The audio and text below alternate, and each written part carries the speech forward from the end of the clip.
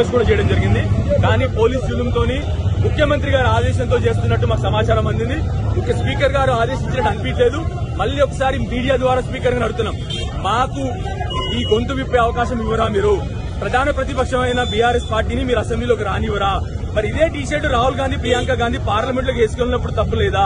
మేము వేసుకుని వస్తే ఎందుకు మమ్మల్ని తప్పుపట్టి అరెస్ట్ చేస్తా ఉన్నారు మీరు అని చెప్పి స్పీకర్ గారిని కూడా దయచేసి మీడియా ద్వారా రిక్వెస్ట్ చేస్తా ఉన్నాను.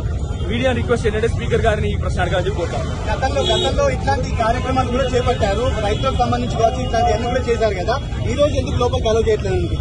మేము అందమైన ఫోటో ఏది రేవంత్ గారిది, అదానీ గారిది మొన్నే జరిగిన పార్లమెంట్ సెషన్ లో ప్రియాంక గాంధీ గారు, రాహుల్ గాంధీ గారు ధరించినటువంటి టీషర్ట్ నే ఇదే టీషర్ట్ వాళ్ళు వేసుకుని పార్లమెంట్ కి వెళ్లారు.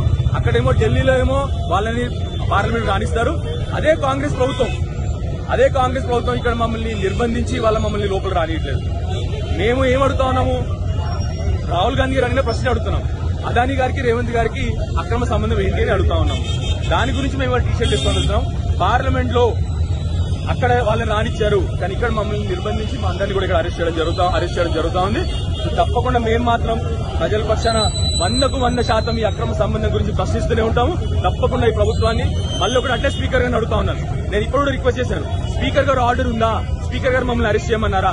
మరి స్పీకర్ గారిని కూడా కోరుతా ఉన్నాను, మీరు ప్రధాన ప్రతిపక్షం కూడా మీ స్పీకర్ గారికి ఏ పార్టీతో సంబంధం ఉండదు. ప్రధాన ప్రతిపక్షంగా మేము కోరుతా ఉంది ఏంటంటే మీరు మమ్మల్ని అసెంబ్లీలో రానిరా అని చెప్పి స్పీకర్ గారు కోరుతా ఉన్నాను. ఆల్రెడీ ఇచ్చినటువంటి